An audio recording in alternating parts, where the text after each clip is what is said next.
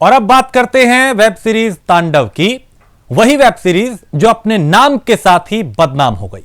शहर शहर विरोध की लहर के बीच अब इस सीरीज को लेकर उत्तर प्रदेश में क्या कुछ चल रहा है, यह रिपोर्ट देखिए और समझिए।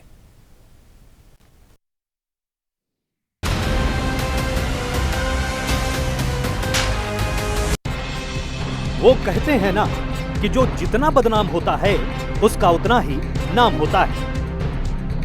कुछ ऐसा ही किस्सा तांडव वेब सीरीज के साथ हो चुका है। कहां तो एक तरफ लोगों के मनोरंजन के लिए कहानी बनाई गई, कहां तो ये दावा भी किया गया कि घटनाएं सभी काल्पनिक हैं। लेकिन जब ये काल्पनिक घटनाएं धरातल पर आई तो विवाद और विद्वेष में बदल गई।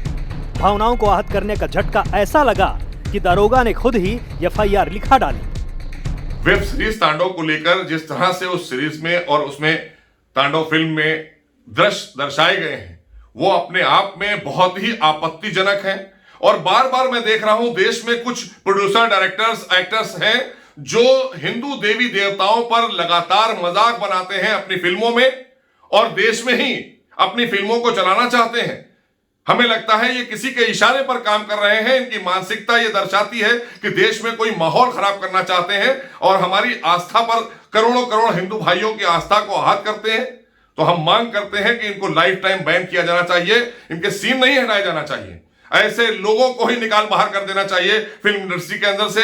जो बॉलीवुड में है इनके लाइसेंस रद्द होना चाहिए, लाइफ टाइम बैन होना चाहिए। हमारे देश में यह नहीं चलेगा। सिर्फ मोहसिन रजा ही नहीं, बीजेपी के बड़े बड़े नेता भी वेब सीरीज को लेकर शुरू हुए विवाद में कूद पड़े हैं। शहर शहर पोस्टर जलाए जाने लगे, जगह जगह विरोध के स्वर उठाए जाने लगे।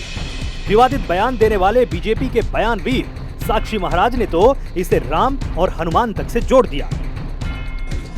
राम जी के फॉलोअर बढ़ रहे हैं, इससे पता नहीं कितने लोग परेशान हैं। जी सर, अली भी परेशान हो गए हैं।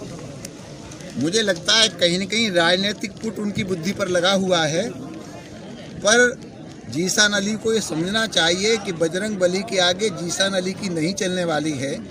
राम के भक्त बड़े हैं, बढ़ेंगे। राम में और शिव में अंतर करके न देखें, एक दूसरे के पूरक हैं। अयोध्या में प्रभु श्री राम का मंदिर बन रहा है तो अब ये सारा देश राम में होने वाला है और इसकी झलक विदेशों में भी पड़ने लगी है। इस प्रकार की अगर किसी प्रकार कोई कदाचार करता है, बदतमीजी करता है, कोई विस्मरण करने का प्रयास करता है, हमारे देवी देवताओं का अपमान करने का प्रयास करता है, ऐसी फिल्म पर प्रतिबंध लगना ही चाहिए।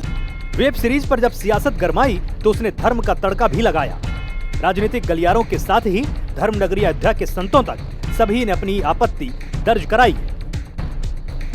संत स्वामी परमहंस दास जी ने यह भी कह दिया है कि जिस तरीके से हिंदू देवी देवताओं का अपमान किया जा रहा है, स्वामी राम और भगवान शिव का जिस तरीके से अपमान किया गया इस वेब सीरीज में, वो बिल्कुल बर्दाश्त के काबिल नहीं है।